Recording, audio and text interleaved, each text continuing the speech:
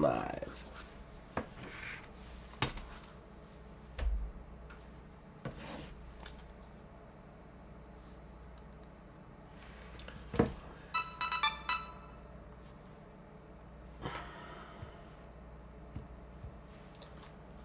To become the First Order, the penultimate, the high seat of the Hearth Collective was no easy feat.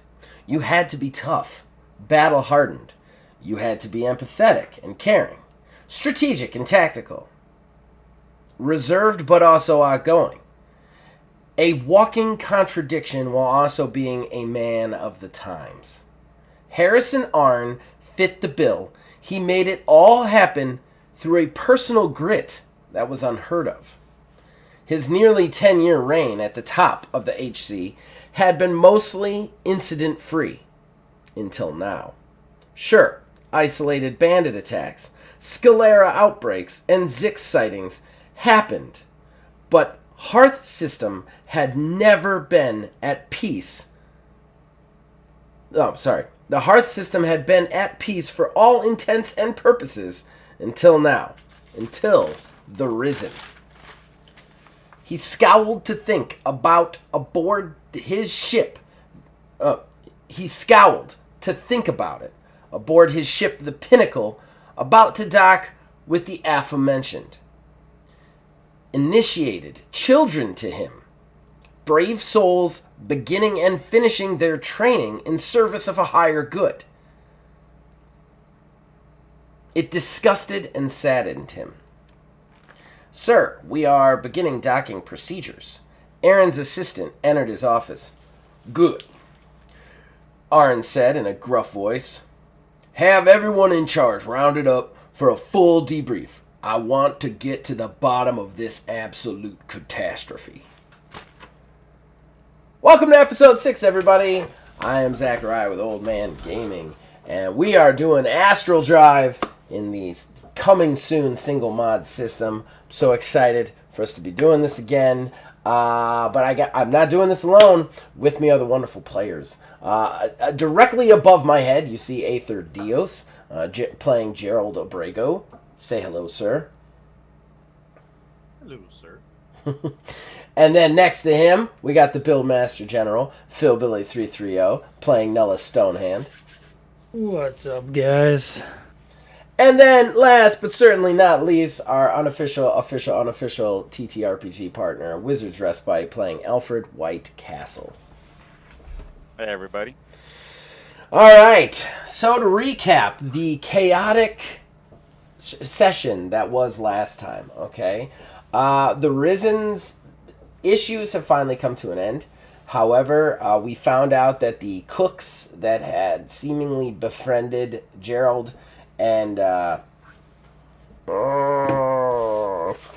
was her name? I got it written down, guys. Kate? Was it Kate? Kelly. Yeah, I knew it was a K. I have them written down. I can just never get... I need to, I got a notebook. I need to just, do the, Post-it tabs on it so I know how to get to things faster. I'm the worst person with NPC names ever. I keep notes now. I like how we've still been calling the Zix the Nix every time. Yeah. Okay. I hope we keep it up to the end of the game. You might just want to change it in the game manual at this point. So he and Kelly have been befriended by two chefs, both named Ned. It turns out that the Neds were evil psychopaths who were actually there to kidnap specifically Gerald Brago.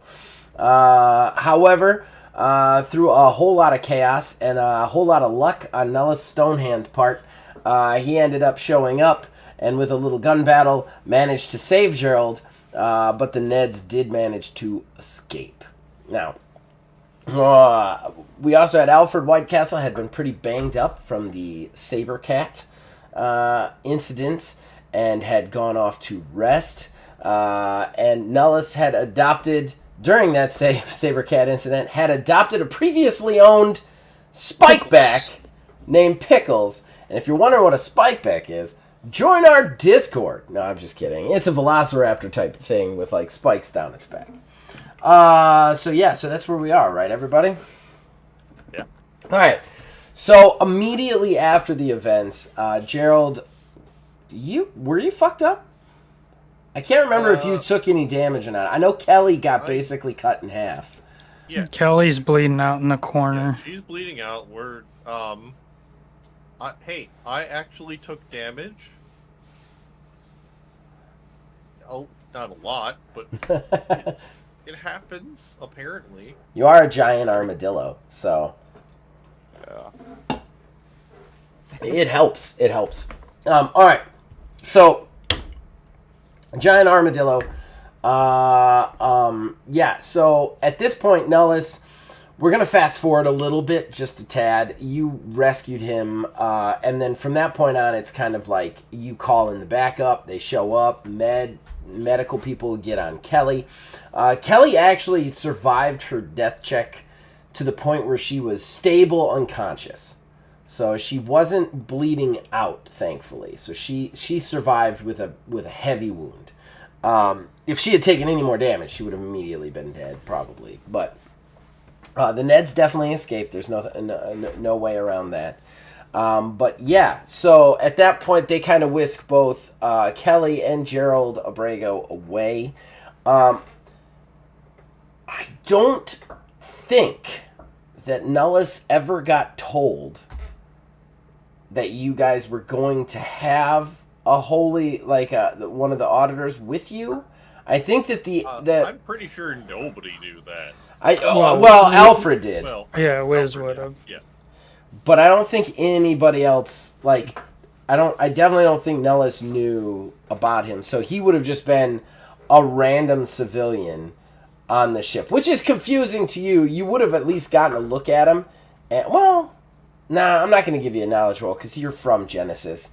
You would know that he is at the very least some sort of holy man for one of the churches. On Genesis, the three questions. churches.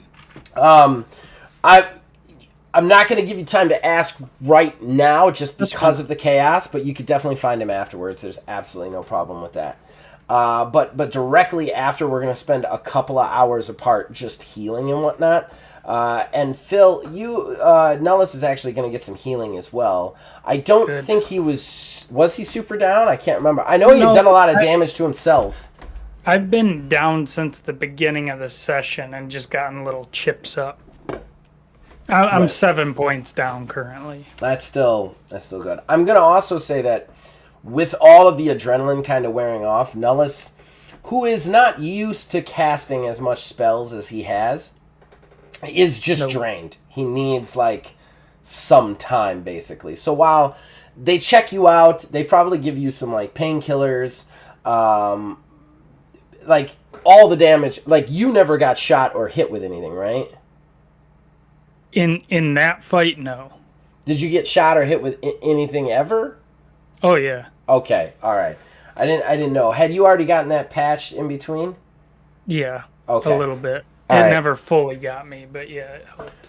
All right, well, in that case, since the ship has kind of been taken over, they also take you to the medical bay, and they basically re-examine your bandages. They do a better kind of sewing up of the wounds, and kind of like when you got it before, it was triage in the middle of a fucking battlefield, whereas right now it's much more like a professional thing under calmer circumstances. And yeah, you kind of find yourself, they kind of leave you alone in the hospital bed for a second, just while they're looking at other people, because they want to keep an eye on you, especially because of the amount of blood that's sprayed from your nose for whatever reason. And you find yourself, well, you don't find yourself, you kind of let your eyes rest. And then all of a sudden you wake up to your arms shaking. And then you realize that you're not actually in the hospital room when you wake up to your arms shaking. You're in that crazy, like, Viking Inn sort of situation that you were at before.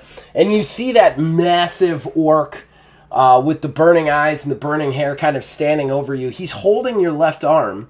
And just for everybody out there, Nullus is half orc, half human. His skin, instead of straight green, has a pinkish hue to it. And he's a little bit more scrawnier than your average orc. He's bigger than a normal human. Yeah, bigger than a normal human, but he's kind of in between the two. And this massive orc is just sitting there kind of like spaghetti stringing your arm like, are you kidding me? Oh, what happened to you orcs? You're so scrawny. Do you not lift? Do you not hunt saber cats? What happened to you? Who are you? I want answers. You keep showing up. You're right. I do keep showing up. And you keep calling me here, though you don't realize it. You think you just got that blood magic from nowhere? You think just one day your nose bleeds and you can cast magic? That'd be a really crazy universe if that was the fact, right? I'm not sure why you're choosing to dance around the subject. Why don't you just tell me then what exactly is going on? Unfortunately, there are rules. I can only say so much, and I can only say what you kinda already know. As far as me, I'm in your blood, boy. Of course, the guy who looks like you would follow all the rules. It's like it's not like I want to follow him. Trust me. But that's okay. I think slowly but steadily, you and we're gonna help each other break a lot of rules. I try to calm myself, and I'm like, as much as I love our visits, is this going anywhere? Yeah, I kind of want to help you get to a realization so that I can let you in on some more stuff. I mean, how much do you know about the spirit magic? I mean, what that old codger told you? Yes, that is all I know, and he's not versed in whatever this is. I was about to say, it's so sad. That dude's got a bunch of robots in himself. But you, for some reason, he's training you, even though you're using actual, pure, prime magic. Well, let me explain something to you. On Axiom, you reach into the other side for the magic. You reach into the astral plane. The very stuff that allows us to travel. The very stuff that makes up the galaxy. That's what you can touch. Give me a real quick. We're going to do knowledge and intelligence. Because you would have done some research on these phenomena by now, I would assume. Knowledge is the skill. Yeah, knowledge and then intelligence, and I'm going to give you a difficulty of 10. You're not from Axiom, but like I said, you definitely would have taken an interest in this. 16. Okay. 17. All right, you know the basics of the Axiom kind of core concepts of the spellcraft, which is they basically reach out to the other side and they pull magic from the astral plane, like basically unreality, and use themselves as a conduit to cast spells. There are a couple of things about this, though. You can directly reach into the other side, which obviously has its downsides, such as the demons and the seraphim that inhabit the other side, beings of unimaginable power, the origins of the Zix. They can potentially possess you if you reach too much and too long, taking all your free will away from you. There are other ways to cast this magic, though. There is a drug called Aether, which you can get on Axiom, but there's also blood magic, which basically you sacrifice points of your health to conjure the other side, so to speak. So some of this rings true to you, but at the same time, you're not directly reaching into the other side. You're using the blood magic, or at least that's what you thought. Yeah, I'd be like, I sure as hell ain't never reached through time and space like you claim, and I definitely never called on your ass. He laughs really hard. He's like, ha ha ha, that's hysterical. He's like, you're right. You didn't reach through time and space. Who needs to reach through time and space when you already got a demon in you? You think those sacrifices are to the other side, champ? They're not. They're to me. And then you just wake up in the hospital bed. Damn it. I know. Yeah. So there I'd you wake go. up in a panic, obviously. Like, what the fuck? Who's around me, or am I just kind of with some other banged up individuals? You kind of realize that you nodded off in a hospital bed, and they just kind of let you sleep for a few hours. So they kind of just turn the lights out. You can see there's a few other banged up individuals who are just sleeping. You're actually in a bed next to Kelly. I'm gonna remember her last name now. Just give me 1 second. Just 1 sec. Scaling. Was it? Kalen's. Kelly Kalen's. Okay. Yeah, you're actually in a bed next to Kelly Kalen's, although she's unconscious. She does look stable from what you can tell of, like, vital sign machinery. Which is just basically what you've heard. If the thing is bouncing, they're still breathing. So that's all you really know. But she's next to you. You don't, like, Kelly is not somebody you really had a whole lot of interaction with, but you definitely saw her when the other staff, when the reinforcements arrived and kind of pulled her out of the control room. So you know who she is, although you've never spoken a word to her. Gotcha. I mutter to myself, well, at least that one made it. All right, before we continue with you, jump over to Gerald. Gerald, they, like I said, total chaos. They get you to a medical chamber. You point out Kelly. They get Kelly to a medical facility. They basically say, hey, she's okay. She's going to survive. We just got to get her there as fast as possible. That makes you feel a little bit better. And yeah, then you're taken to a different medical bay or wing. And they basically go about, bandaging your wounds and checking you out. And then eventually they give you the clear that you're okay. And what do you do from there?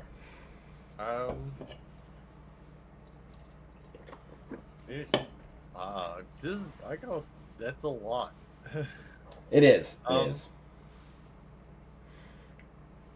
This is basically what are you doing while the other two players are asleep? Oh yeah, but, it's been a heck of a day.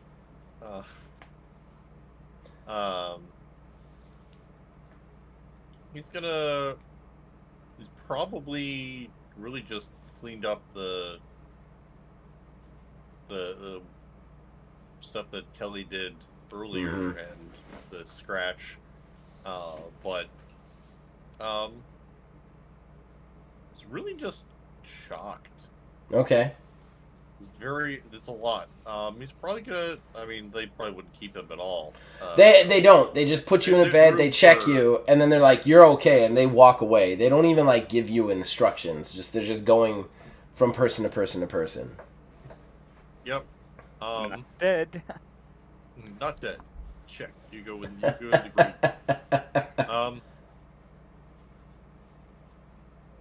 So yeah. So Joseph's going to kindly thank them that they don't hear because they've already gone on to the next wounded person.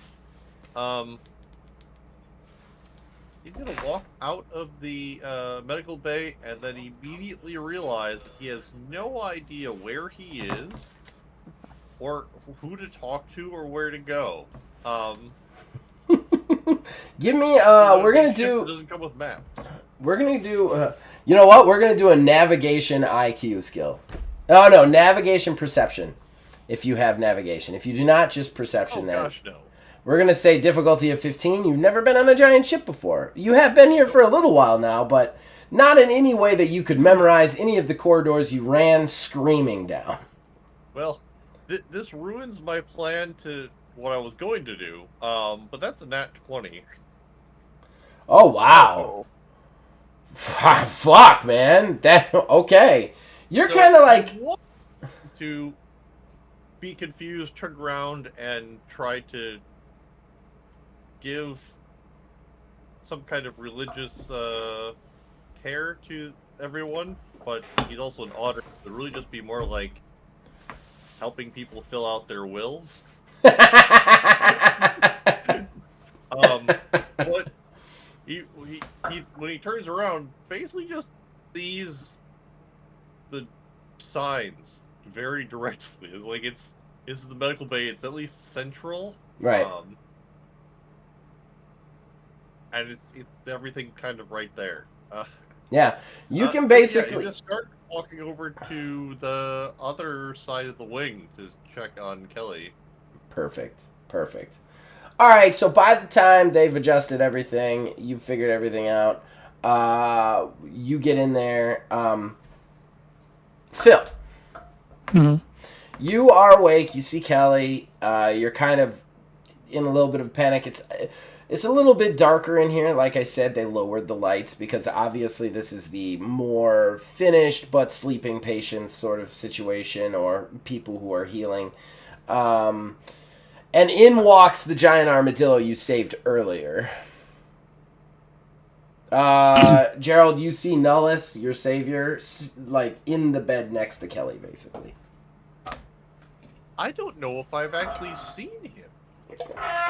What? Because you were like, he was. I was at knife point, and he was like. Oh, I 50 cast yards darkness away, on them. Okay. and everything was dark. You're and right. I ran away. You're right. But like once the dark had cleared and everybody came in, you would have seen each other. Like you definitely have seen each other. Like you wouldn't have seen each other within the confines of last session, but with the wrap up, you definitely would have seen each other. So you recognize him. You recognize Kelly. Glad to see you're up walking around. I tell you, that's some strange attire for an Arma.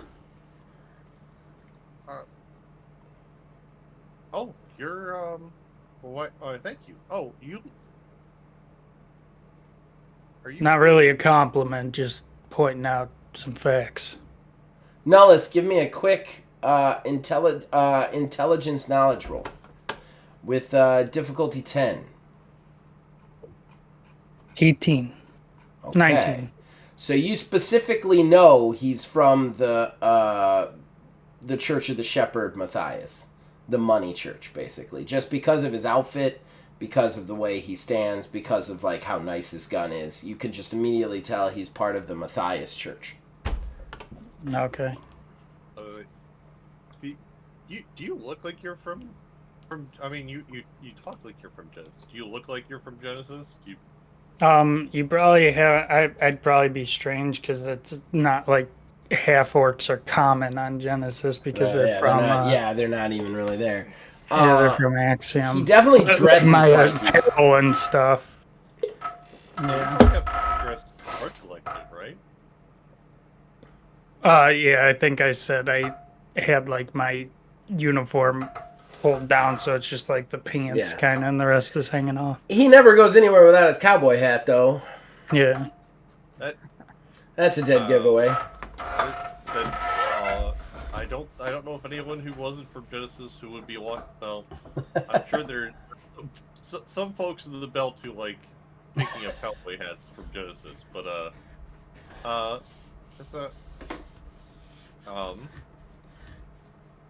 he's gonna like tip his hat in a sort of Genesis type greeting, and as sort of see if he responds. And I'll nod and worshiper of Matthias, are you? I thought you did sound like you were from Genesis. It's so good to meet someone else from the planet here. I'm actually from outside of from Matthias City. Ooh, city boy. Gotcha. So, what brings a hillbilly worshiper onto this ship, but you definitely don't look like you're part of the collective. Well, I'm here with the church as part of the expedition. Are we still doing that? This is kind of a lot has happened. I need to talk to Mr. Whitecastle. He's around somewhere. Oh, this all happened when I got here. I hope this is. Matthias will explain quite what he has planned for me here. This is very strange. So, what does Matthias bless me with for saving you?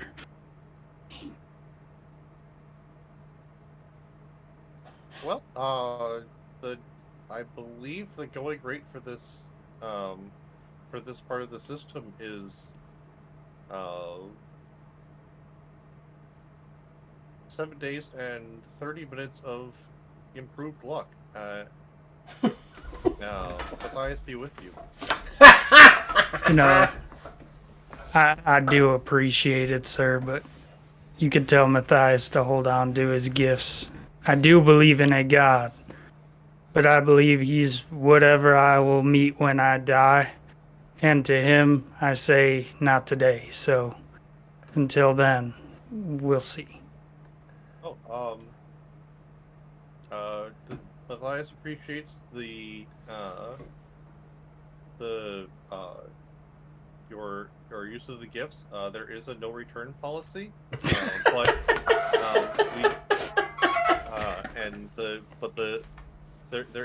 does come with interest. So Matthias will bless you with at an extra 5% upon time of your passing. Sure do sound like a holy man. It's The holy tax man. I'll tell you what, I'll put it in the collection plate. Oh, I do have one of my things, but thank you. You will take this luck, and you will like it. No return policy. No returns on the blessings. All blessings are final. No, Sorry. Final. Sorry. Matthias doesn't take blessings back. You're just gonna have to deal with it. Like, put it in a closet or something. Yeah, exactly. All right. Go ahead. Go ahead. So why exactly is the church sending representatives on whatever this mission that to faraway lands that we are supposed to go on? And what do you know about this mission? Because I'm supposed to also be on this expedition, and the information I've been given from Mr. Whitecastle is limited at best. Excellent. You guys are best friends. Don't lie. This is the church wanted to have representation to such an endeavor into the further systems to spread the good word. Yeah. But why? Where? Oh, I was not. Do you need a lore question? Information? You were given that information. Matthias gets first. Matthias will get first rights of resources that they find out there. They will get a due cut of anything useful that they find out there. Will be the property of Matthias, because on Genesis, the more western planet, it's run by just corporations and these three churches. The three churches themselves are kind of run like corporations, and Matthias wants the stuff from it. That is also why Matthias is actually funding the expedition in a lot of ways, because the Hearth Collective wouldn't do it all by themselves. So,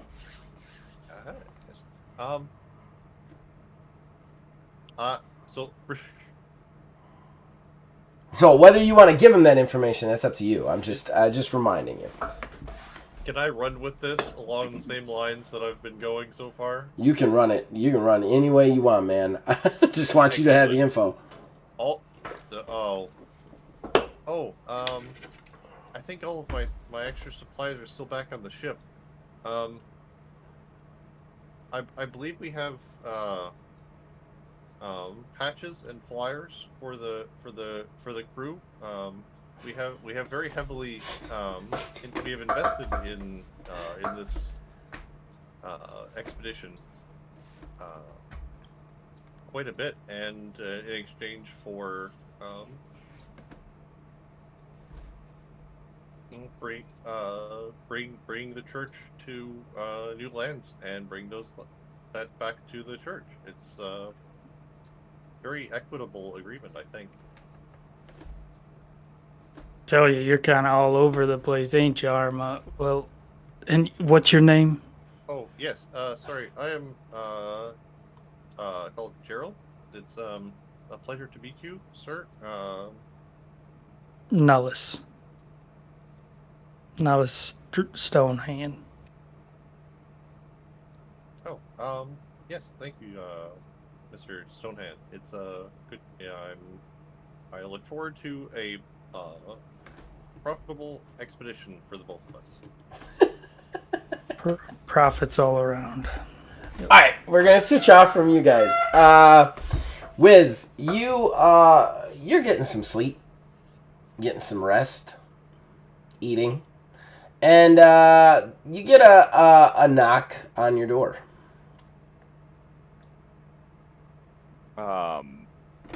Okay. So, am I awake at this point? Am I dressed and ready to go? Or? Yeah. You're doing good. You're also feeling very refreshed. So yeah, that's where you're at right there. Like, you got enough rest to where you're good to go. So you can also heal up a lot of those wounds too. Okay. Then I'd go over and open release the lock on the door and see who's on the other side. It's Thaddeus. Ah, Alfred. Did you get some rest? I'm sorry to bother you so early. Yes, no, of course, this is a state of emergency. I've rested, still a little weak. I need to recover some, but come in.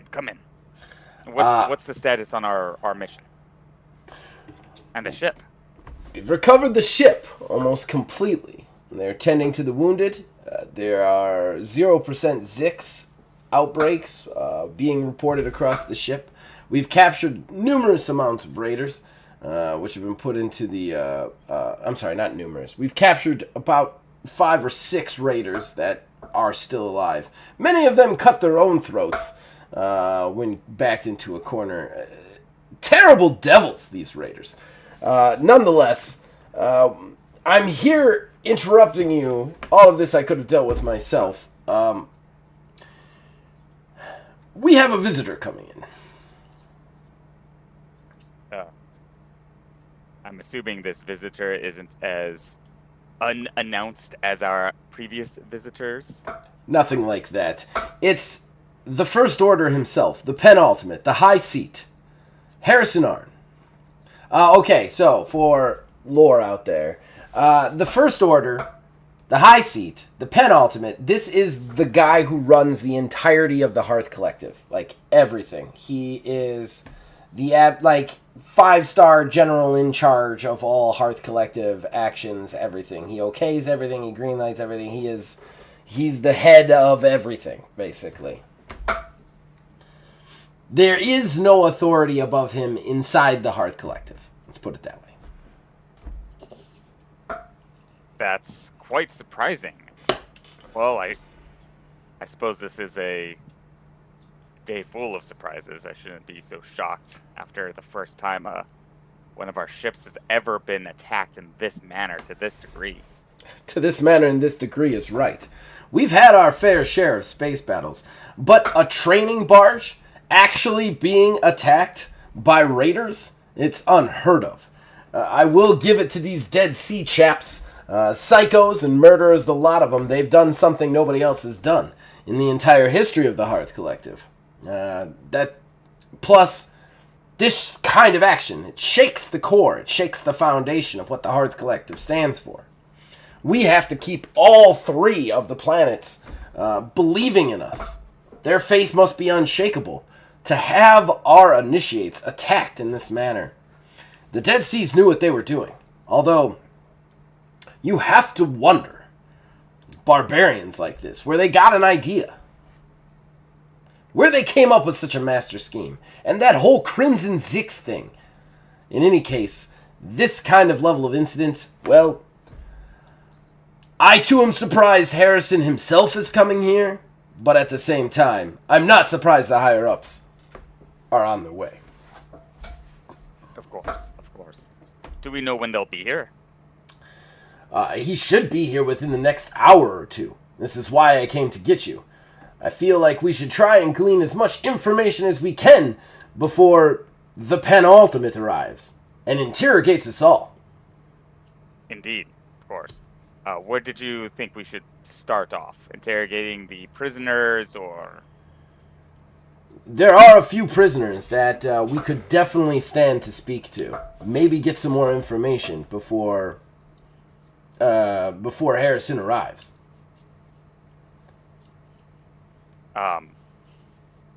Perhaps we should head that way. All right.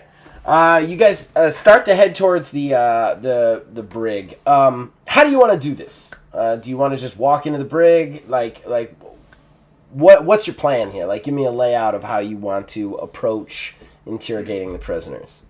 I guess I'd probably want to separate, like, do one at a time at very least. And maybe I would say to Thaddeus that we should maybe play hard and then friendly. Good cop, bad cop, kind of. Okay. And see if we can't convince them to give you information, otherwise they'll have to deal with me. Okay. He's totally down with that plan.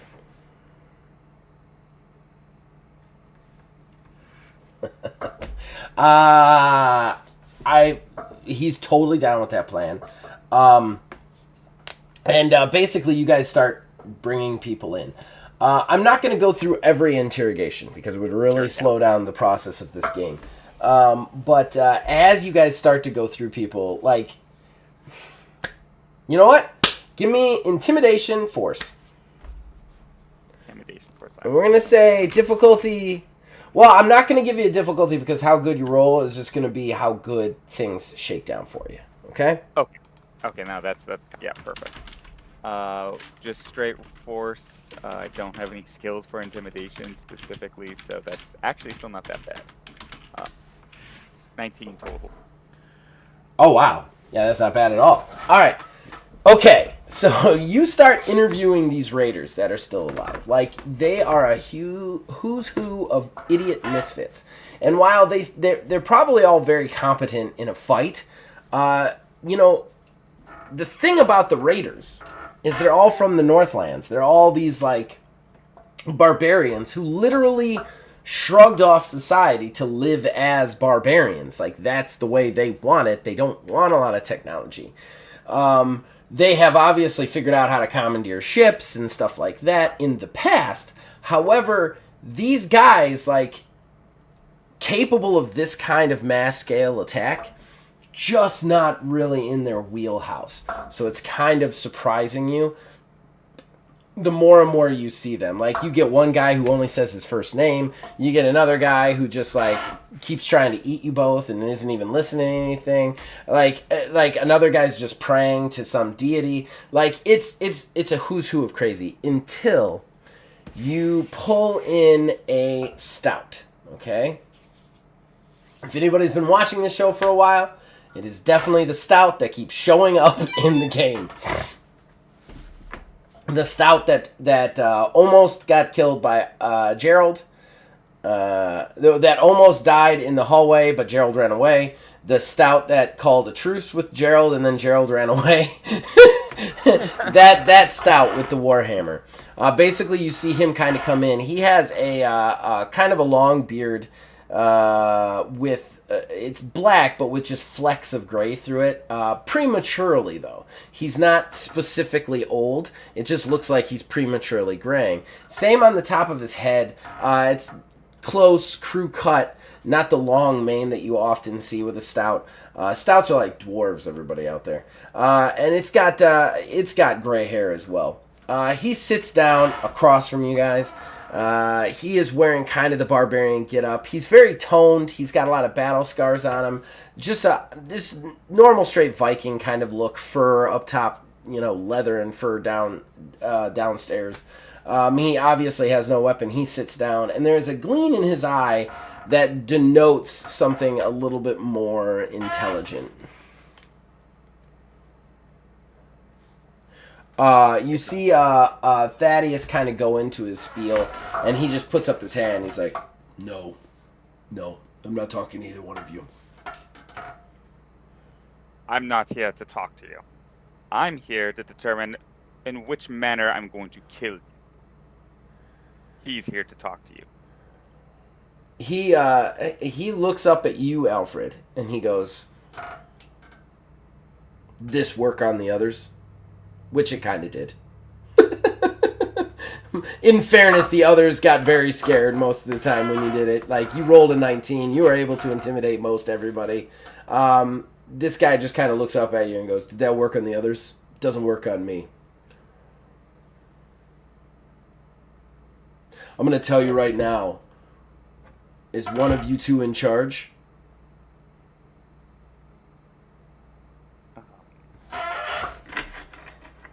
He is going to roll... You are a prisoner in our brig. Everybody on this ship is in charge of you. Nice, I like the answer. Okay, he's going to roll Intimidation Force. And it's contested on you there, Alfred. Possible. He got a 15 total. Oh, yeah. I failed that miserably.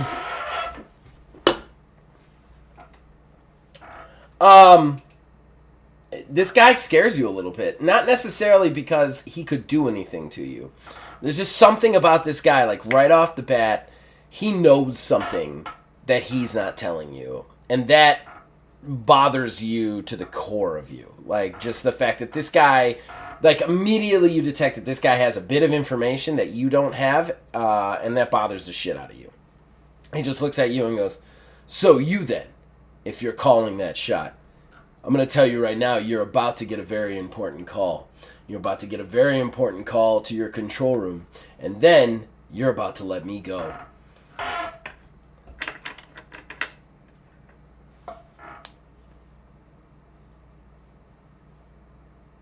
What do you say back? I don't know. Threw you for a loop, didn't I? That did throw me for a loop. A very important call from who? Okay. You're about to get a very important call from Taya Volk. Give me knowledge, give me IQ, and the difficulty is only going to be a 10. Okay.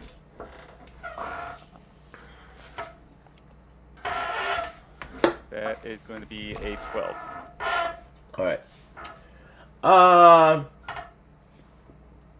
Taya Volk is the admiral in charge of the only other space force that occupies the Hearth system. So in the Hearth system, there is the Hearth Collective, which is the overall police force of the entirety of the Hearth Collective. But long before that got formed, the ADF was formed, which was the Axiom Defense Force, a actual space armada that was developed by Axiom. They are the only real space armada outside of the Hearth Collective that still maintains a force. And while Axiom has agreed that the Hearth Collective have jurisdiction on Axiom. There's always pushback from the ADF. The ADF is Axiom first at all times, and they are the only people who could technically, like, other than, like, the forces, like, that you guys have seen, like the Zix and stuff like that. They're the only ones that would stand a chance against the Hearth Collective. They're very much kind of like the yin to the Hearth Collective's yang. Whereas the Hearth Collective is all about system unity, Axiom Defense Force is all about Axiom first.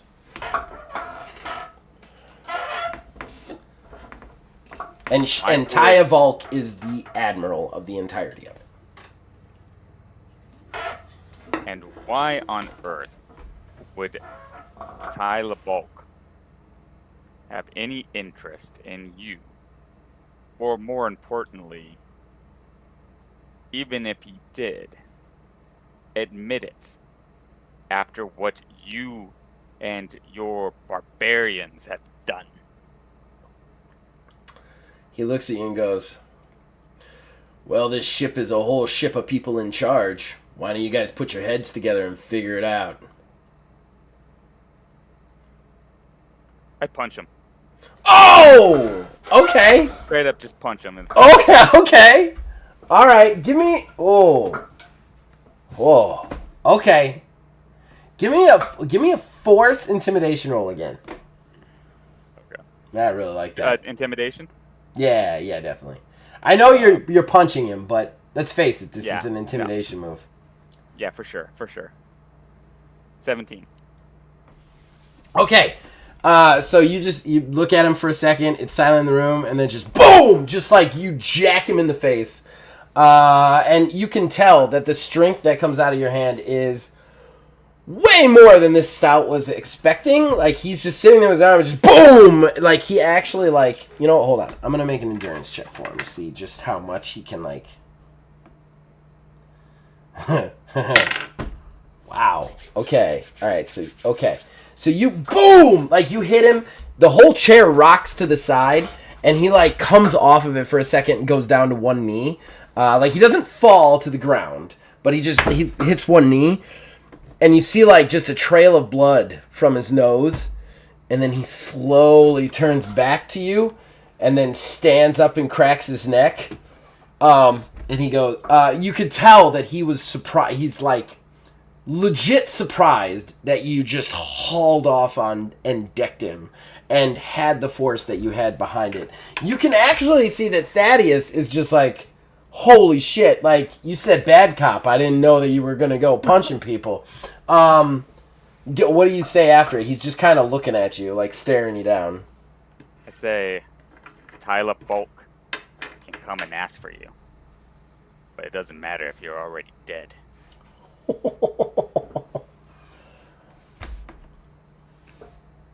Okay, alright. He's actually going to give up a little information. You definitely successfully got something out of him from that. I got to give in a little bit. Because you could tell that, like, you've punched him. He's definitely maintaining that, like, hard-ass, stout kind of pride mode. But at the same time, there's just this twinkle in his eye that says, he might kill me before Taya ever gets here. so he's like, all right.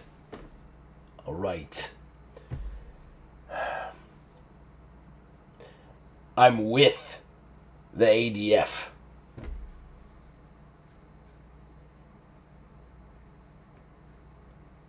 The ADF? They didn't organize the attack. It's the Raiders. But the ADF knew something was going on. Something more than just normal Northland Raider stuff. They sent me in there to get inside. That's what I've been there doing. You're a mole. I'm deep cover.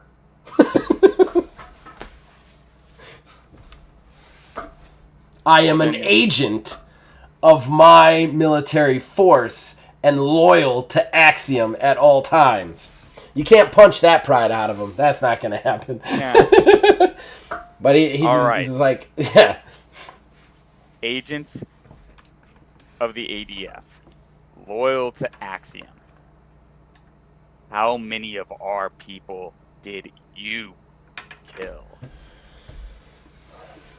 You've got cameras. Look, I didn't kill one of your people. And I even tried to save a couple of them in the gym. But your people ran away and didn't back me up.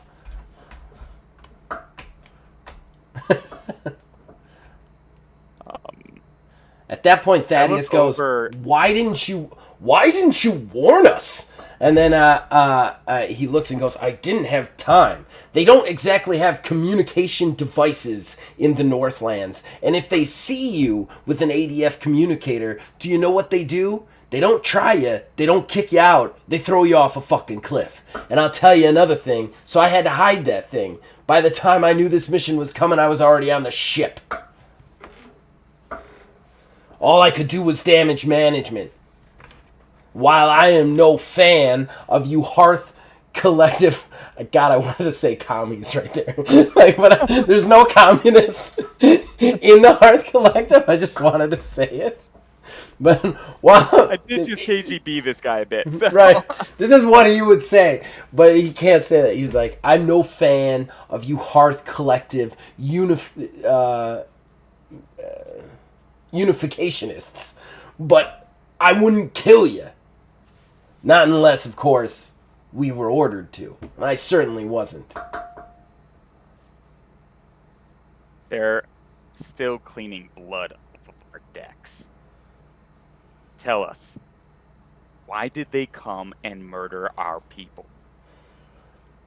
He's gonna shake his head. He does have a little bit of fear in that shake. Like, he's still got the pride, but he shakes his head. He's like, look, you know as well as I do, as an agent of my caliber, I can't give you any of that information. Any information I'm supposed to give to my superior first, you're gonna have to take that up with Taya when she gets here. I've probably told you too much already.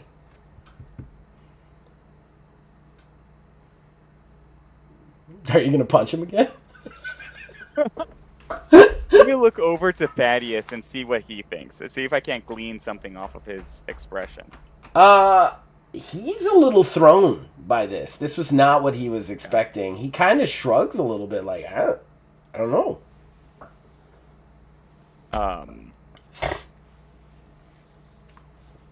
You're either lying to us, and Tyler Bulk is not coming, in which case you will be floating back to Axiom.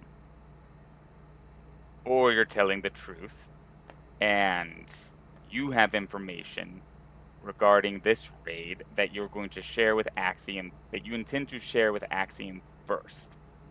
I understand you have your orders, and I understand your loyalty, but we have dead bodies. We have blood. We need that information. We need to know what happened here and what they were after. This is bizarre. This is insane. No one has ever tried this. No raider. Tell us, what were they here for? Yeah, there's more going on. There's definitely more going on. And I am not happy to be the agent that got put into this situation. But I can't tell you anymore, or I'll be floating back to Axiom because Ty will shoot me out an airlock. I'm gonna go ahead. Well, no, I'm not gonna. I gotta let you guys make calls for rolls. I was actually, yeah, maybe I can do an awareness to see if he's like, how full of BS he is. Sure. Is he sure. lying? Go for it. Yeah. I'm gonna use momentum. Okay. Because that was a 3. I'm gonna put a difficulty at 10 here. Ooh, okay, I just rolled a straight 18. He's not lying. He's not lying. He is in a real tough fucking spot. And the only thing he might be lying about is you don't necessarily think the Admiral of the ADF is going to shoot him on an airlock for telling you information. But then again, you're kind of wanting to shoot him out on an airlock, so maybe he's just a airlock shootable sort of fellow. But he might be a little bit like speaking with hyperbole on that, but other than that, he is definitely just as afraid of Taya Volk as he is of you. Okay. Which means getting any information out of him Yeah. that he thinks will be detrimental to her is going to be pretty difficult. Yeah. So it's like, yeah, I gotcha. All right. I'll look over to Thaddeus and sort of shake my head like, let's maybe get going. See what he says. He nods, and then he calls for a guard to take Rex back to his cage. The guard actually, when he comes in and he sees the blood, he's like, "Oh, do you want me to take him to medical first?" No. He's like, "Oh, okay, all right, alrighty, nighty," and then they just take him. At that point, sure enough, you get a communication from the bridge. Of course, I'll respond to open it. Sir, we got a problem. It's Hobbs. Hobbs?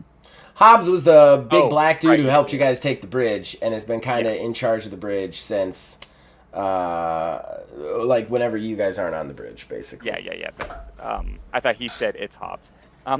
No. Yeah. It is Hobbs, and then he says, "We got a problem." Let me guess. The ADF has arrived? Yeah, big ship. They are demanding to speak. They are demanding to speak to the guy in charge. I'm pretty sure that's you. They say that it's priority 1, and, they're threatening military action right now. Would it not be Thaddeus?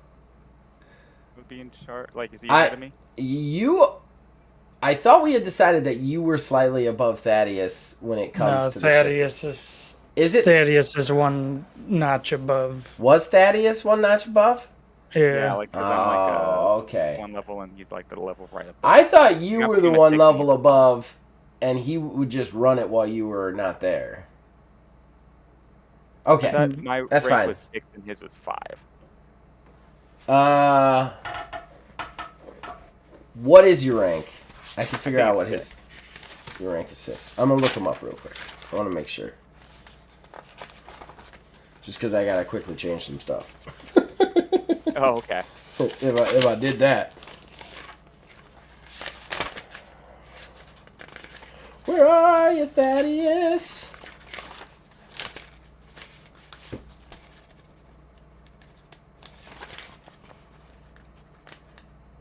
I might have been 5 and he was 4. I think he was just maybe just a little bit above me.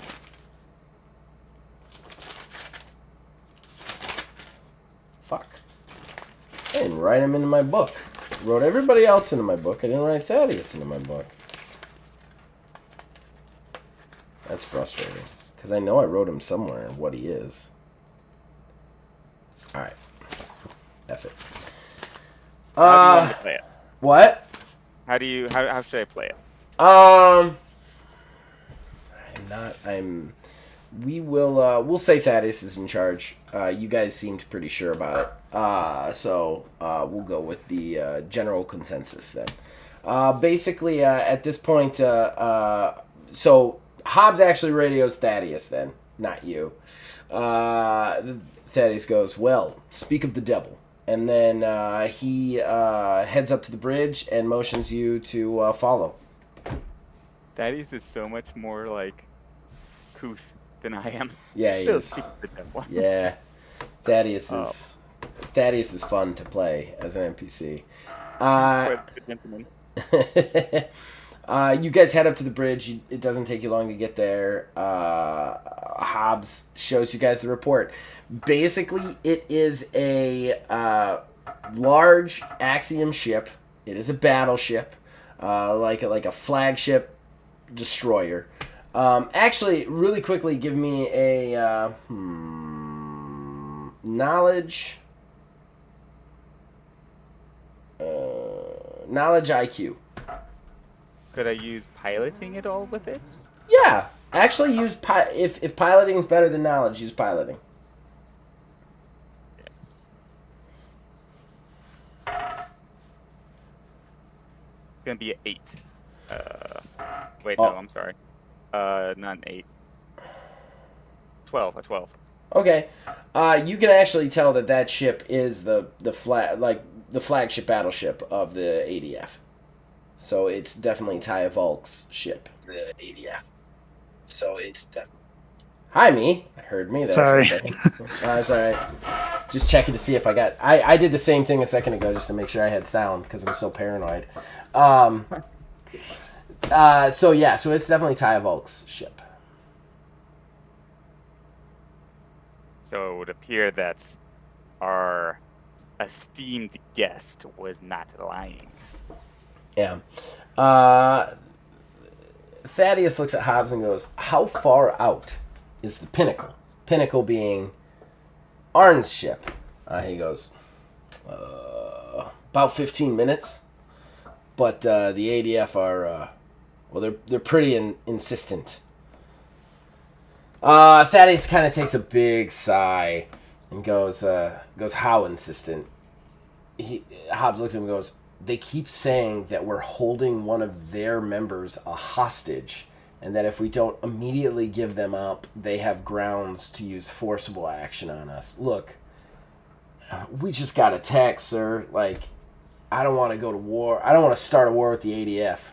That is, it's like, yes, I don't want to start a war with the ADF either, but I certainly don't want the admiral of the ADF on our ship attempting to pull rank on us. And then he kind of looks at you, and he goes, what do you think? I would like to look over the reports real quickly and to see if they actually say anything specific about who they're asking for. It doesn't. It just keeps saying that you're holding one of our officers hostage. Like, Send him it over doesn't the guy even that say was, hostage. It says you're holding somebody illegally against their will. Send them over the guy that was praying. Buy us some time. That's really good. That's really good. Thaddeus goes, bang on idea, sir. Bang on. Turns to Hobbs and goes, tell him we'll send somebody over. We're preparing him now. We know who they're talking about, and they're on their way over. And then cut communications so that if they attempt to correct us or ask for anybody else, they can't get through. And then that's it. Okay, so back with Nullis and Gerald. Nullis and Gerald, what do you guys do after you're done with your conversation? Nullis, you're definitely feeling a little bit better, obviously. Yeah.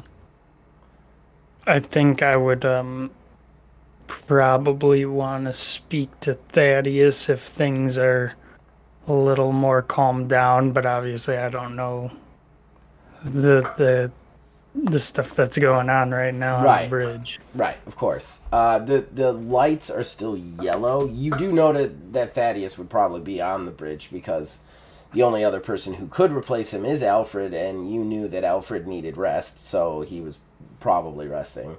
So the lights are still yellow, I mean, just because of the situation, but everything seems calm. You could definitely go up there. Gerald, Nullis starts to get up. What are you doing?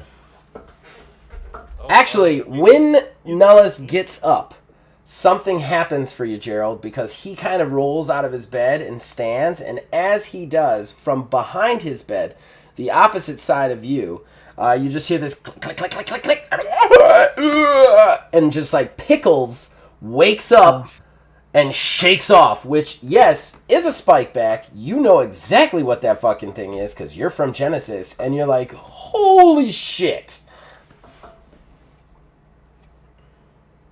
Wait, I've already seen it though. Did you see it? Yeah, He was with me. Yeah. Okay, sorry. Man, I forgot about that. Okay, well, you see Pickles stand up, even though you didn't know he was there. It's still very off-putting. Yes, definitely. Yeah. And then he kind of like... Yeah, I'm gonna walk kind of... Just sort of scoot awkwardly further away. I look at you like confused, like, don't worry about Pickles. He's pretty nice, usually. Oh, that's good. Boy. Pickles comes around the bed and almost like he can see your awkwardness, and he just like randomly snaps at you, like almost like he's fucking with you, like ha. Yeah.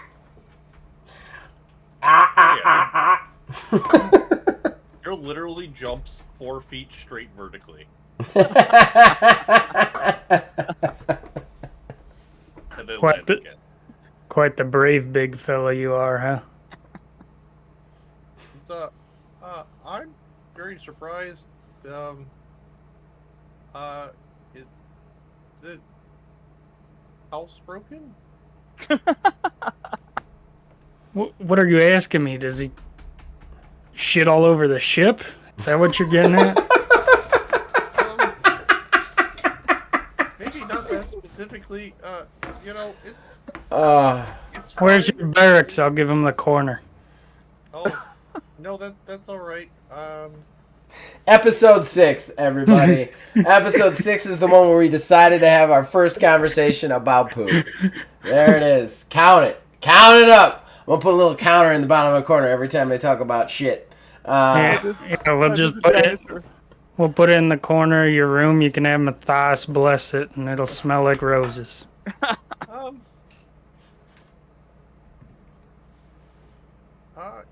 That's It's sarcasm, man. It's I all right. appreciate the thought, but also not. Thank you though. I would just kind of like Here, sigh, I'm gonna- like, I'm gonna go. okay. All right, so Nellis then heads off to the bridge. What are you doing, Gerald? Do you follow with him? No. No. He's gonna scoot, like, very obviously, awkwardly, like, horizontally, kind of around, like, Kelly's, bed, kind of make sure she's okay, and still continue moving unnecessarily horizontally out of the room, after Nullis has left. Okay. All right. then try to get back to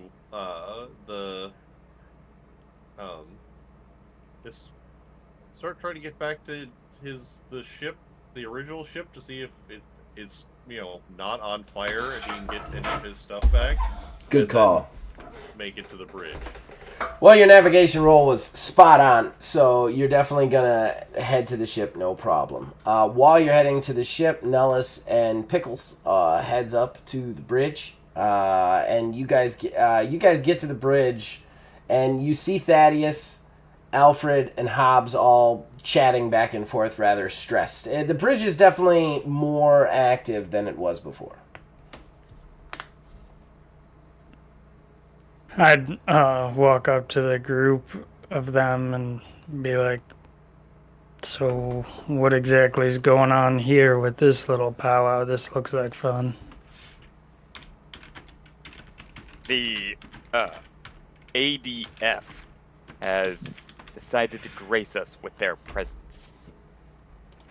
What, they didn't think we could handle this little predicament? They're claiming we have one of their people on board. One of their people. I look over to Thaddeus and see, like, just sort of like, try to kind of like just silently be like, can we tell him, kind of? Thaddeus is like, of course. Nellis has been through enough. He turns to you. Thaddeus actually turns to you and goes, apparently one of the raiders is an ADF agent who had been installed with the raiders for some time. So we have an undercover who Yes. got caught in the middle of all this. Yes. He Well, then, claims go ahead. he hasn't hurt any of our people. Hobbs, can you verify this with the cameras on the ship? He goes, yeah, I mean, I could, but it's going to take time. You know how many cameras are on the ship, and we don't have a way to track his movements. We'll have to find him and try and backtrack. That's a lot of manpower and a lot of time. We don't have time for that right now, nor the energy. Yeah. Well, isn't this a blessing? I mean, I was just gifted with 7 years or some shit from Matthias. for saving his follower. So, with my luck, apparently, couldn't we just ask him what the whole situation was with the Zix and them working with the people from Axiom? We could, but the gods are fake. I desperately hope this is Did you- trying wait, this, and did it you ends say the up, like, gods are working fake? too well. Faked. I'm being a little sarcastic when I say it. Too. A little Oh my god. asinine. Yeah, I get that. Has anyone talked to him? We, Alfred had a good idea of sending her the wrong prisoner. And cutting all communications after that so that it would buy us some time for the penultimate Arn to get here. Then he can deal with the Admiral. Personally, I kind of think all of this is above our pay grade. Surely above mine, that's for sure. So you guys are the smart ones. What's our move?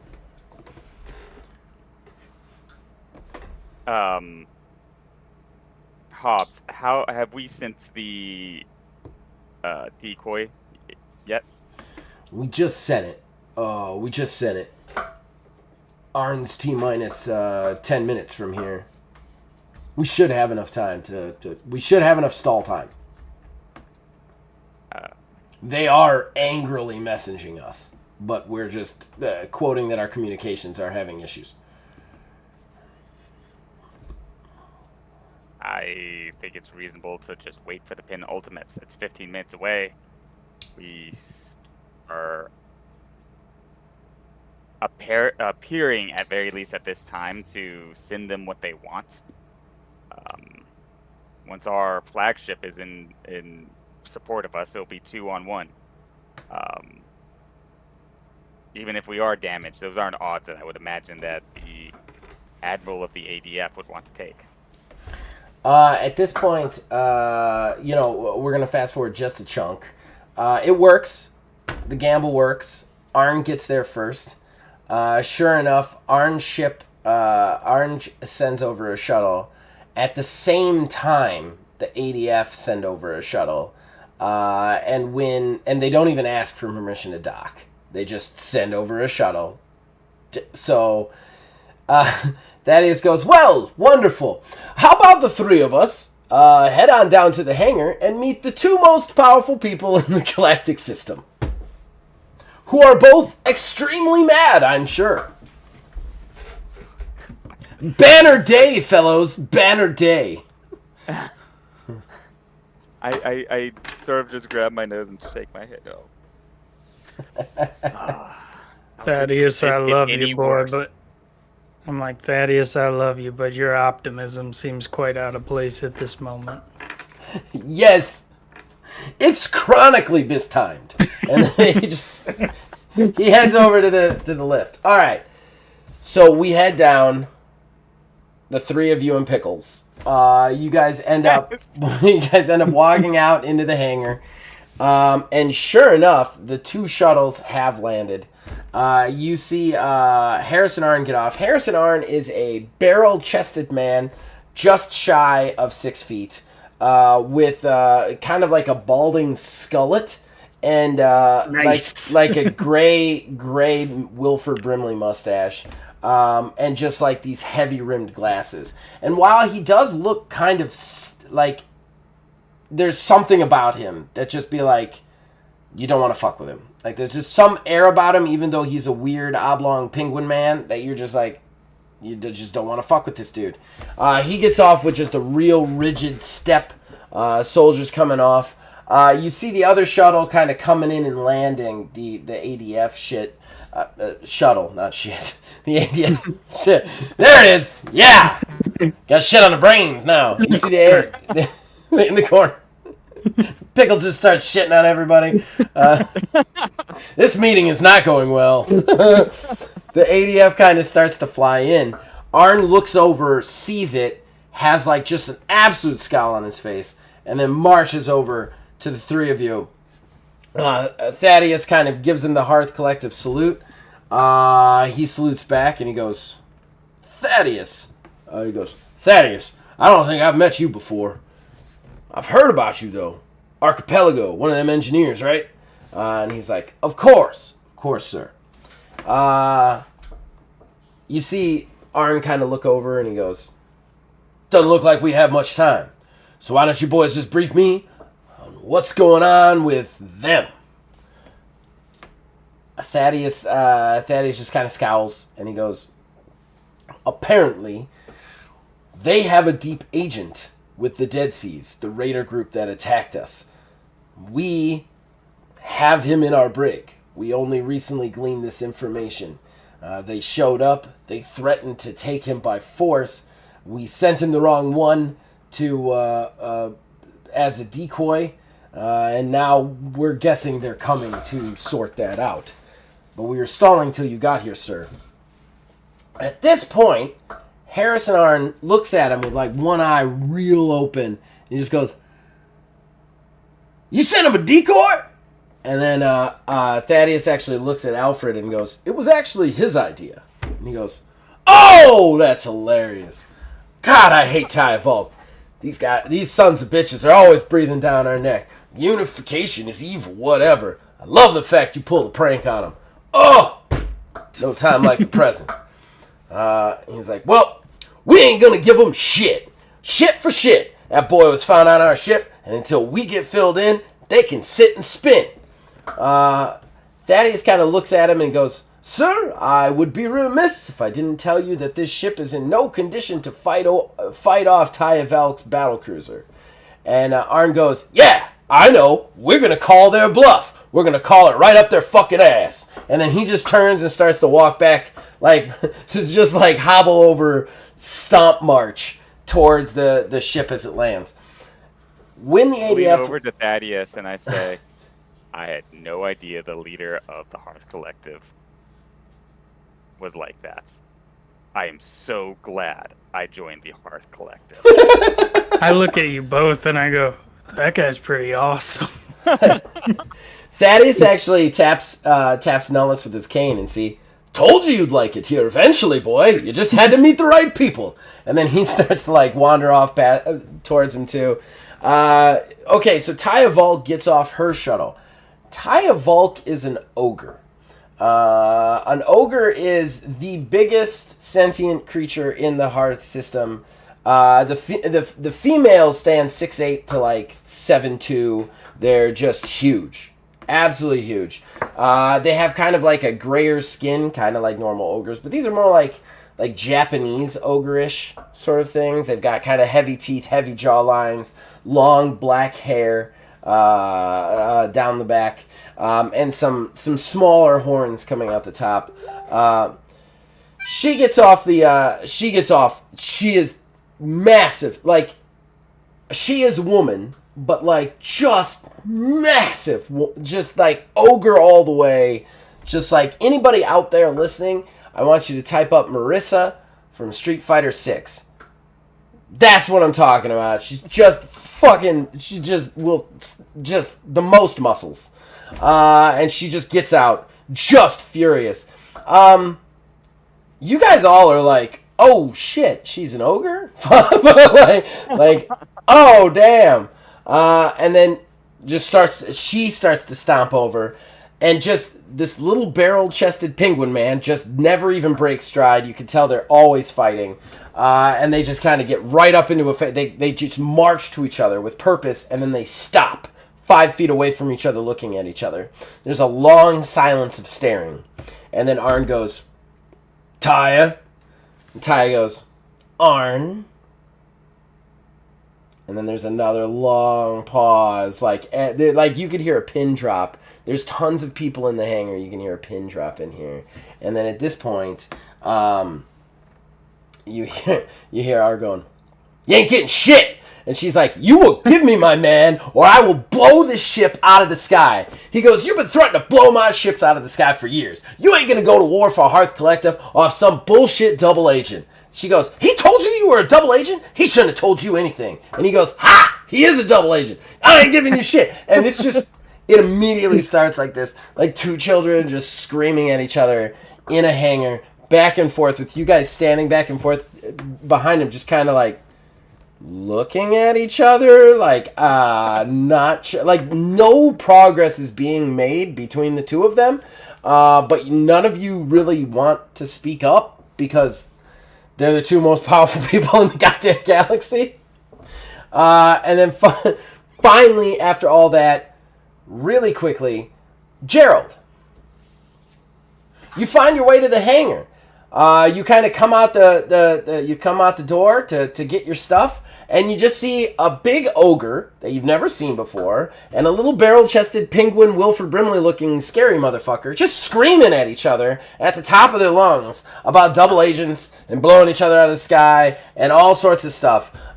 Directly behind the barrel-chested guy is Nullus. Alfred Whitecastle, his character, which I believe he's described before. And then Thaddeus, so the description of Thaddeus. And then behind and then a bunch of other soldiers. And then behind the big ogre is a bunch of other soldiers. And the two of them are just going off on each other. Is my original ship there and not on fire? Yeah, it is. It's right past them on the other side. You're on the far side of this Scream Fest. They're right past them. So, like, there's two shuttles, right? They're standing there, and then on the other side of those shuttles, your ship just sitting there. Oh. Is the luggage up out front, just like left behind? Yeah. Yes. Just like dropped and ran away from in a mad panic. Yeah, it's still there. The body of the guy who was with you, who got cut in half by an exploding door, is not there, though. That has been dealt with. Yeah, not gonna think about that too hard. So Gerald, all right, he's gonna kind of walk around this to his luggage. There's gonna be like two large cases that are very obvious. It's like fairly large, like standing travel luggage, right? Right. Just very, very well done up. Are you trying to do? Sorry, go ahead. Is it to shuffle it a little bit, grab the one and like bring it with him back over to where Alfred and Nullus and everyone are. Okay. Alright, so this is how the scene plays out. You start to walk.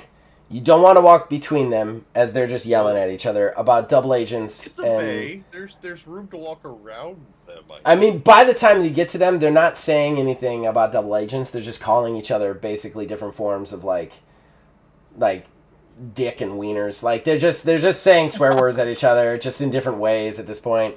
So you start to walk around them. You have to say "excuse me" a couple of times, like easily. Nullus and Alfred, you guys are like standing there listening to them scream, and then you just hear "excuse me, excuse me, excuse me." Just gotta get by here, and you guys turn around and just see the Arma. The big Arma just slowly, like, kind of squeezing through. He says "excuse me" at one point, and for a second, Arn and Taya stop screaming at each other, and they just stop, and they look at him like, do you mind? We're trying to call each other swear words here. And At Alfred real quick, and I'm like... Sorry, just to... I look at Alfred, I'm like, I just met this guy. This is gonna be good. So at this point... they've stopped. Their eyes are following Gerald. Gerald walks past them now as he clears the climb. He goes over to a large trunk of luggage. He grabs it. He pulls it. It falls down 2 steps. It echoes throughout the arena like bong, bong, bong, bong, bong, bong, bong. And then he drags it across the metal, back the way he came, and just every second is like...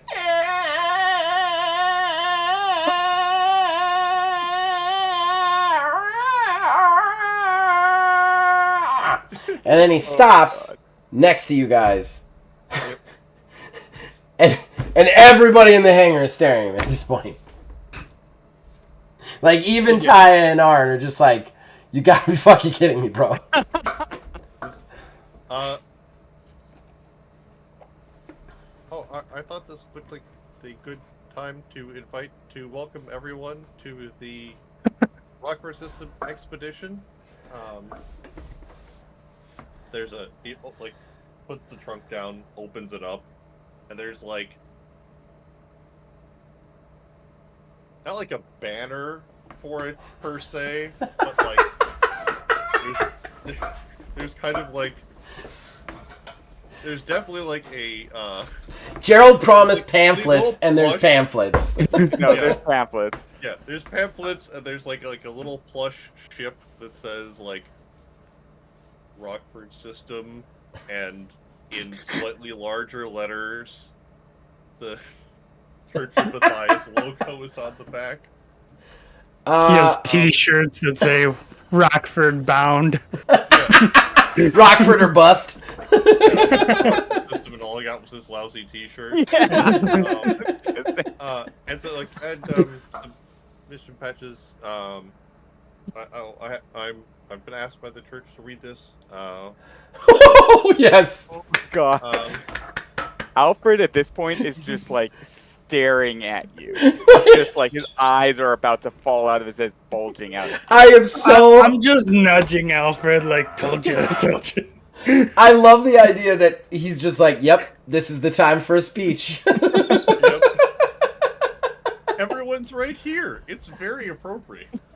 What does he say? They're stunned. Everybody's in Yeah, stunned no, I silence. need to hear this. Yeah,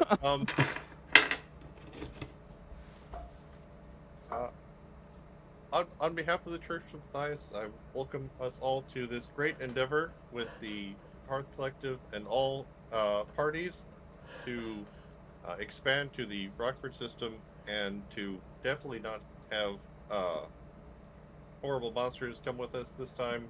That's not in here.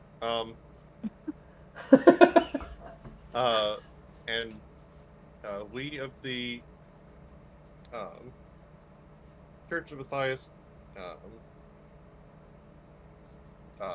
do hereby certify this expedition to be in great progress and profit for all.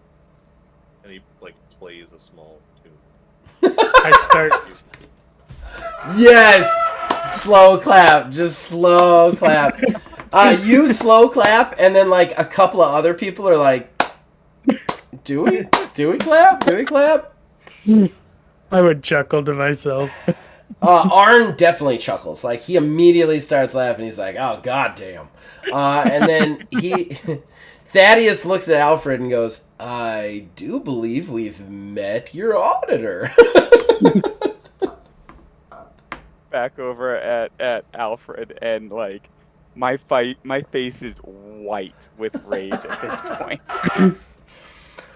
He's on my ship.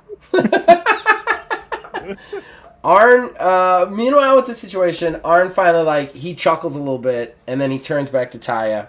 Taya, even, who is a very, like, you see Taya is even more rigid than Arn is, and she's got, like, a little smirk going.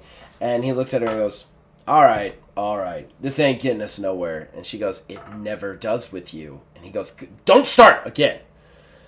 Look, we'll sort this thing out. I just got here. We'll put you up in a meeting room. I'm going to confer, figure out what's going on in this ship, and then we'll talk. You know what just happened here, Taya. I know you do. She goes, I don't think, and then as she's about to say it, he goes, look, it's dirty play for you to show up here and try and pull rank on a military that's not even yours, and you know that's against the rules. She goes, we don't have rules. And he goes, we do too. And then they just kind of stare at each other really long and really hard. And then she goes, all right, fine. Fair enough. And then she turns, I do want Nullis really quickly to give me a knowledge perception roll. No, wait. Wait. Let me make sure that's the right skill for this. I just want to look over the skills.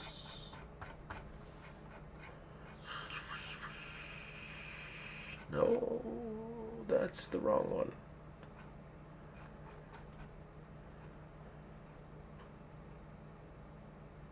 Yes, knowledge perception.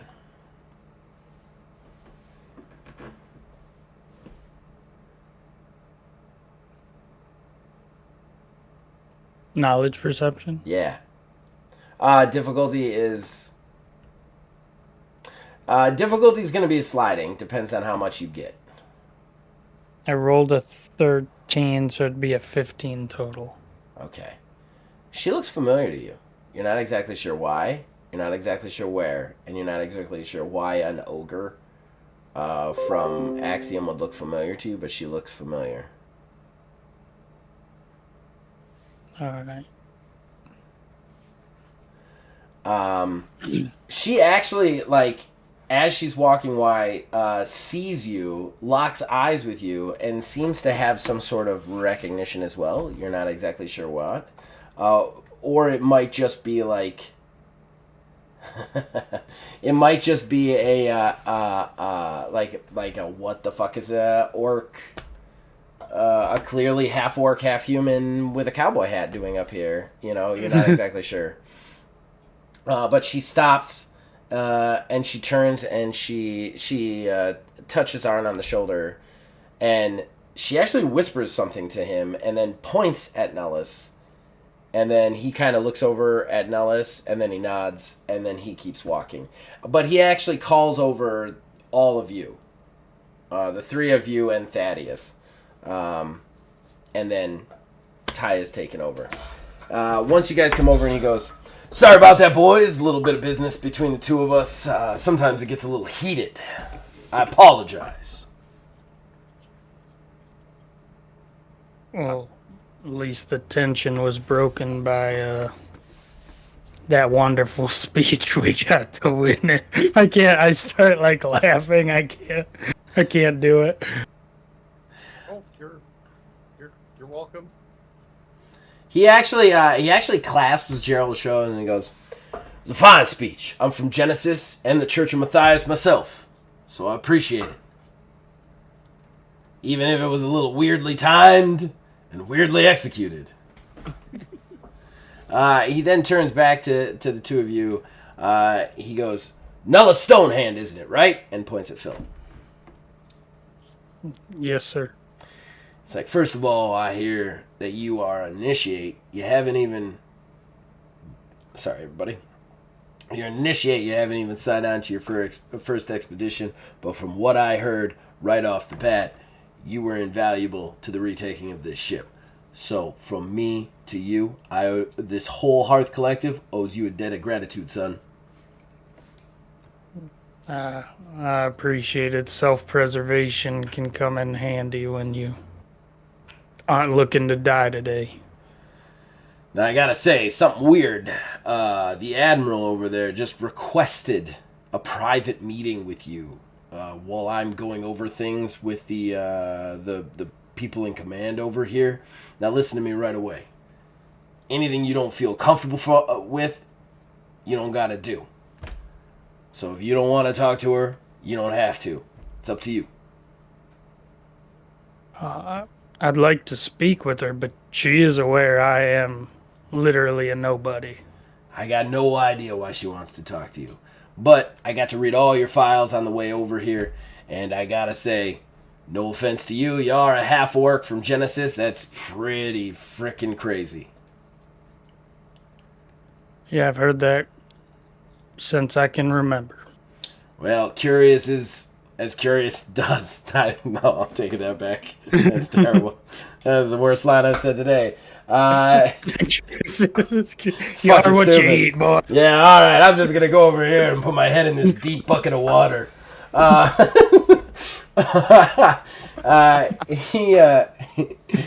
Taking that back. Rewind. Yeah. He goes, "Well, it is a curious situation, but I don't know what she wants to talk to you about. Just remember, you ain't got to be in there. She doesn't have any authority over you. You're a Hearth Collective man, not ADF." Understood. Taya has a way of pulling rank, even when you ain't beholden to her. She's good at it, so be careful. Will do. Thank you for the heads up. He has just a soldier. Well, actually, he just tells you where it is because you've been on this ship for a while. He tells you what meeting room he put her in and sends you on your way. At that point, he turns back over to Wizard. When Nellis is leaving, I lean over to him right before he goes, and I say, "Bring the lizard." Oh, most definitely. Pickles is like, and then he follows you. Two favorite NPCs to do: Thaddeus and Pickles. I love pickles. Pickles clip-clops after you. Then Arn turns back to Alfred and Thaddeus. Yeah, he goes, all right, I got mostly up to date. But what's this about Nyx being controlled by the Raiders? You guys know anything about that? We know it very well. They were controlled at first. There was some kind of power influencing them. There was a red light coming off of them that we noticed as we were slaying them. And then when the Raiders left and left their monstrosities behind, that light went away and they started to act more like Nyx. They tried to create a hub. Gerald, you're also hearing all this. You're there. You can jump in whenever you want. I don't know that you want to. I'm just saying. He's very, very confused. Just, this is all things he was not privy to, does not know anything about it. He's trying to quietly looking back and forth between them. I'm trying to ignore his existence right now. Thaddeus goes, indeed, I've never seen anything like it, sir. Never seen anybody aligned with the Zix, much less have control over them. They're a walking apocalypse event. They're not something that becomes friends with people.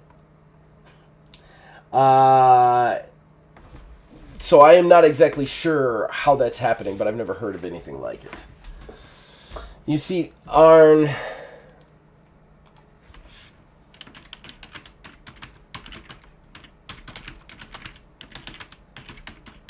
You see Arn kind of like stop.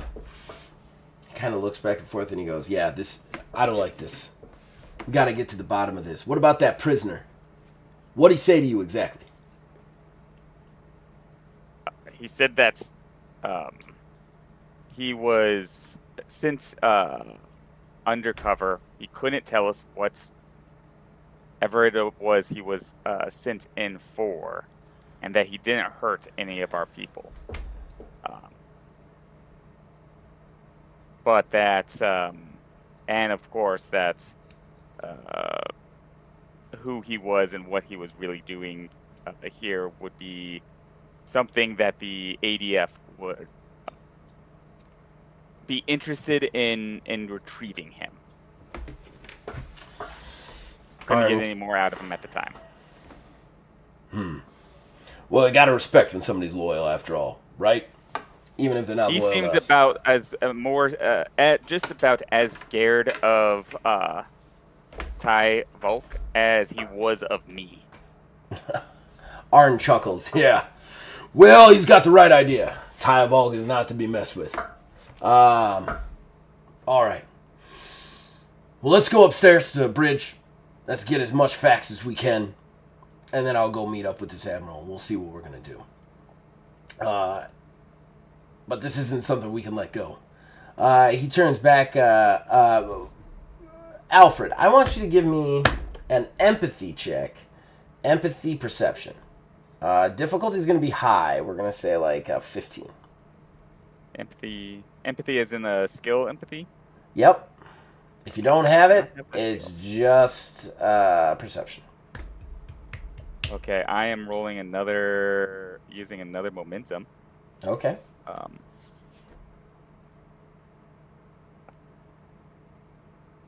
It's a little bit better. How much was the difficulty? 15. Yep, Hard. didn't make that. Didn't make it? No, it did not. All right, so at this point, you kind of, you don't notice anything. You, Thaddeus, and him start to head towards the control room. I will say, though, you are starting to get worried about your expedition and its future at this point. We are going to switch to Nullus. Nullus! You enter the room. Taya is just the massive ogre. Sits down. She's sitting at the end of like a large... This is like just like a briefing room. So she's got a large table in the center, a lot of chairs around it. Taya's in here.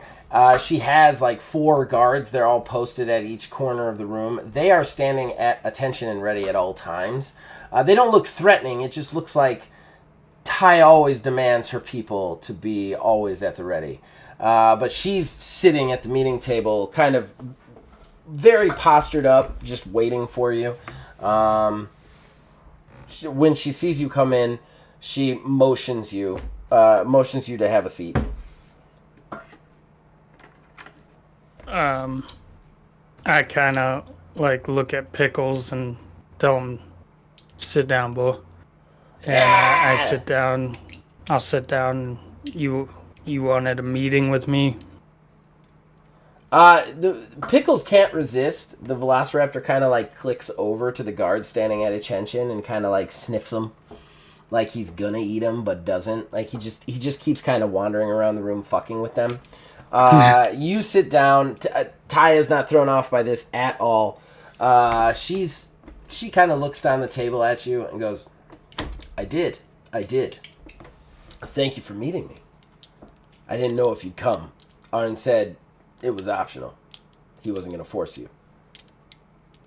Yeah,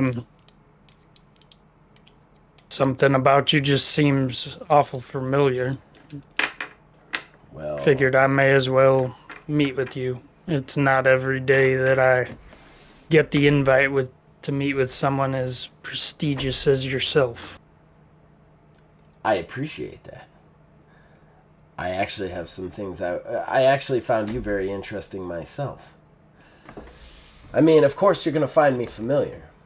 After all, I'm from the planet you belong on.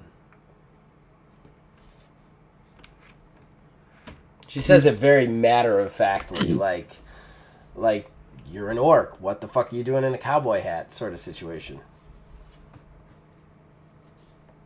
Wait, so do you know of a half-orc that went missing?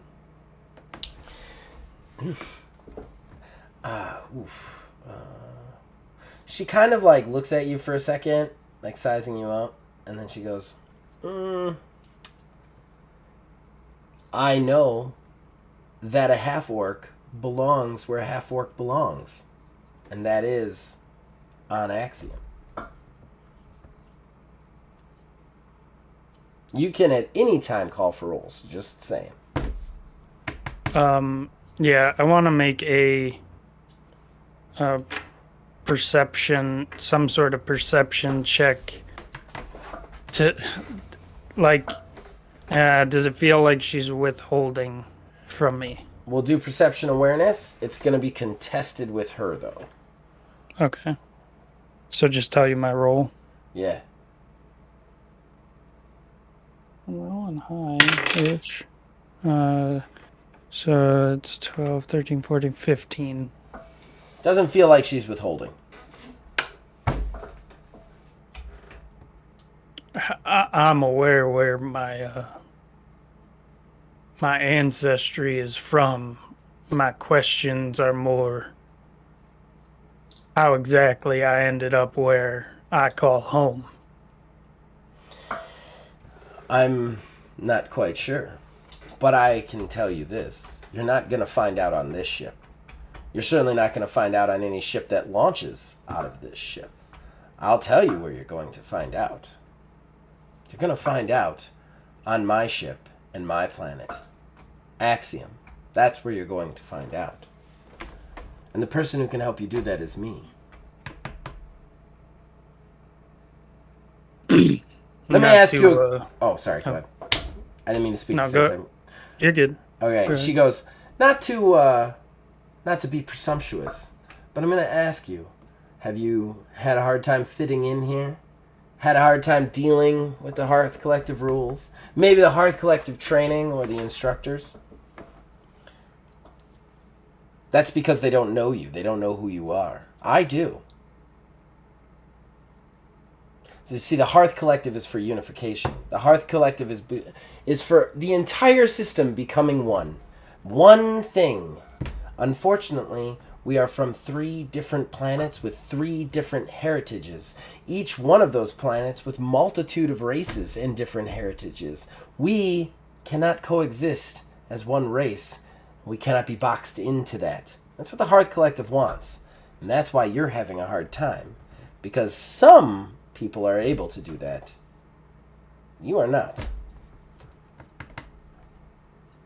I joined the Hearth Collective to find some answers, hoping that I would end up on Axiom at some point in my travels. However, not to sound too crass, but I have to ask, what's in it for you? She laughs loudly at that. She's like, ha ha ha ha ha. You see? You've got the orc blood. What's in it for me is the fact that I don't understand what you're doing on Genesis or here. And I don't like the idea of you being on Genesis or here. Why the intrigue? I've seen the pure orcs that you have and some of the intruders that entered our ship that come from Axiom, and I'll tell you, there is nothing special about me when you look at that. Even my name doesn't make sense in your land. Fair enough. You're definitely a fish out of water everywhere. But I think you belong in our pond more than theirs. As far as what's in it for me, I keep some things to my chest. So you're going to have to decide if what's in it for you is worth it to risk whatever's in it for me. I'm going to be on this ship for a little bit. I need to speak with Arn, and I need to get a situation. And I have someone aboard that can give me more perspective. I hope you'll be open to talking to me again. Yes, I think I'd like to talk to some of the people here before I make any sort of set in stone decisions, anyways. Of course. Due diligence is something I appreciate. It's something we all appreciate at the ADF.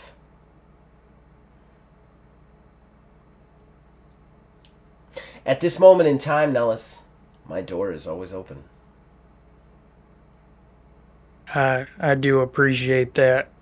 Is there did you get the sense that maybe we had seen each other in the past? She goes, You... I'm pretty sure your story is an interesting one, Nellis. That's all I can say to that.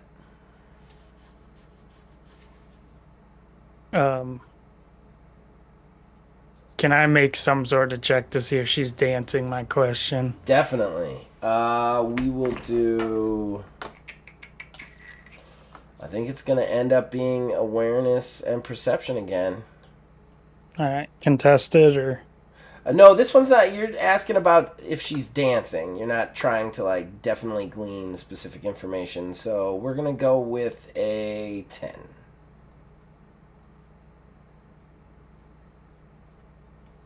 $13 total. So I got it. You're not exactly sure if she knows you from somewhere, but she definitely knows more about you than she's saying. And she might not ever say anything to you while you're with the Hearth Collective because of that. But She definitely knows more about your situation than she has said here. I'll stand up and I'll say, I will talk to some people and come to a decision on what I am to do, but I will tell you, it would make my decision much easier if you divulge some of what you are holding back, as I may not be the most intelligent man that you've met, but I ain't dumb. She actually looks looks a little pensive, and she goes, I want to make something clear to you, Nellis. I don't think you're dumb. I don't think you're stupid. And I don't want you to think that I think that. I want to make it very clear, I'm not telling you things because right now you work for the enemy. Hopefully at some point in the future you won't work for the enemy, and then we can have a very honest chat. But I want to make it very clear that if I'm withholding something from you, it is out of respect, not out of me thinking you are stupid. Fair enough. I'm sure we'll talk again soon. I look forward to it. I'll stand up and whistle for Pickles. This is just a guard sweating while he sniffs at him, and then when you whistle, he does that snap thing to make him jump slightly and then walk out. When he jumps slightly, you see Taya look at him and just shake her head in disappointment. And what is it with every evil chat ending with I look forward to it? Just comes natural, right? Okay. So it is 11:30. That's it. We've hit the 2 hours. The amount of role playing you guys did in this session was amazing. So keep all the momentum for experience as usual. I think the only person who Wizard spent some. I know you spent quite some. a bit. You were re-rolling some of those intelligence rolls. A 2 and a 1. Yeah. I think that I really had fun with this session. I know it was role play heavy, but I had a lot of fun with this session. There's some really sweet moments in this one. All right, so that's it. I'm going to give everybody a chance to plug. I do want to say thanks to Mr. Hardluck for jumping in the chat and saying hello. This was episode 6, so if you really want to get the full story, go back to episode 1 and check it out. I totally understand if you don't, but I always recommend it. And we do this bi-weekly, 9:30 to 11:30 on Wednesdays. Aether, anything you want to plug? Not at the moment. Take it away, everybody. Okay. Another good game. Philbilly330, plug away, sir. Yeah, not too much. Just this. I'm glad we got Mr. Hardluck in the chat. At least it showed. It's nice when someone leaves a comment. At least we know you're there. I mean, we see that it gets viewers, but it's nice seeing some feedback. If somebody had been in live when we were doing the TMNT one, it wouldn't have been bad. Somebody would have said something. That's all right. That was the other plug. We're also doing a TTRPG of TMNT and Other Strangeness. Yes, it was a lot of fun. Oh my god! I don't know if you guys can agree with the. So me and Wiz, you couldn't hear us talk, but yeah.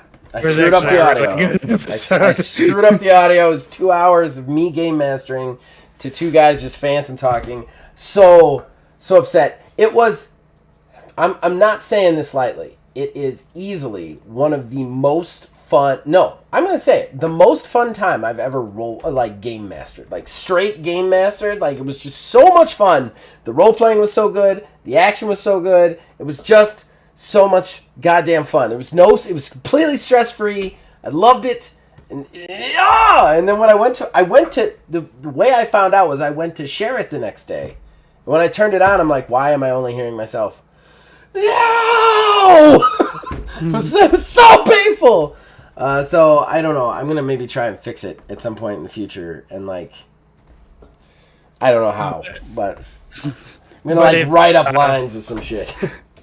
If you guys are interested in that, we will be coming back with us. Well, it'll be Wizards' fourth session, but my second at the end of the towards the end of next month. We're doing that one monthly. 20th. So hope you guys check that out. 20th of July for the next TMNT session, the Stump Gang, and that we actually start kind of a whole new story. So even if with the last one being the way it was, which made me very sad, you're not really going to miss out on much other than how the group got together. So I'm running Truckin' Turtles, a supplement from the 80s that is that I've had to update. I added a bunch of stories to it. I'm really excited. Wiz, what do you want to promote, man? This week I definitely want to talk about Friday. We're dropping Sanctorum. Yeah. We're had a good time. We recorded that Monday, and it's coming out Friday. It was also a moment where things didn't go quite as planned, and I read the wrong book, but Zach was able to pull it together. He caught me up on what we were reading, and it's a really fun game. I should have been reading. And yeah, it's gonna be a blast. I definitely think people and TTRPG enthusiasts should definitely tune into it and check it out. That's a podcast, ladies and gentlemen. Podcast that comes out bi-weekly on this YouTube channel and all podcast places, called Wizards Respite Sanctorum. And I also want to plug WizardsRespite.com. That's where Wizards Respite's from. All of our TTRPG streams and content go up on his.com. That's the official TTRPG partnership we have with him. He does TTRPG stuff out the wazoo. It's amazing. Go check his stuff out. A lot of articles there. A lot of old stories. A lot of narration. It's just great stuff, man. Great stuff. If you're a TTRPG fan, check out his wonderful, wonderful site. Finally, me. I'm only going to plug the TTRPG stuff here. I do a lot of gaming stuff on the channel, too. Feel free to check that out. But for TTRPGs, this bi-weekly, we'll be back in 2 weeks for another episode of this. The 20th, just like Phil said, the Stump Gang returns.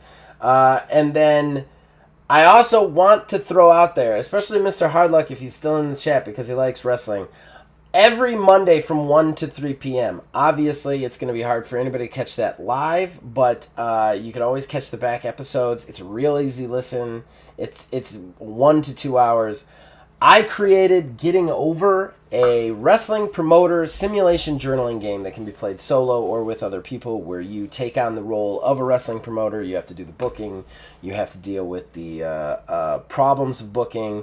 It also procedurally generates wrestlers for you. You book the wrestlers against each other. You also kind of write the matches based on random rolls of events that happen in the matches. It's really awesome, and I demo it every Monday kind of with my own fake league. It's literally just me telling the story of wrestling, of my own wrestling league there, but it's super fun for me. So anybody out there who wants to check it out, please check it out. And if any of that sounds interesting, the game is on Drive-Thru Games for only $4. That's it, $4. And I'm going to be updating it as it goes. And when I update it, you'll get that as part of the original $4. You never have to pay again for it. I promise. It's just $4 on Drive-Thru Games. If you type Getting Over, you'll find it.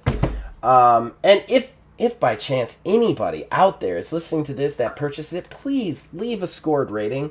Some a-hole gave me a 2 out of 5, and I can't get past it. I can't get past it, man. So it's killing me.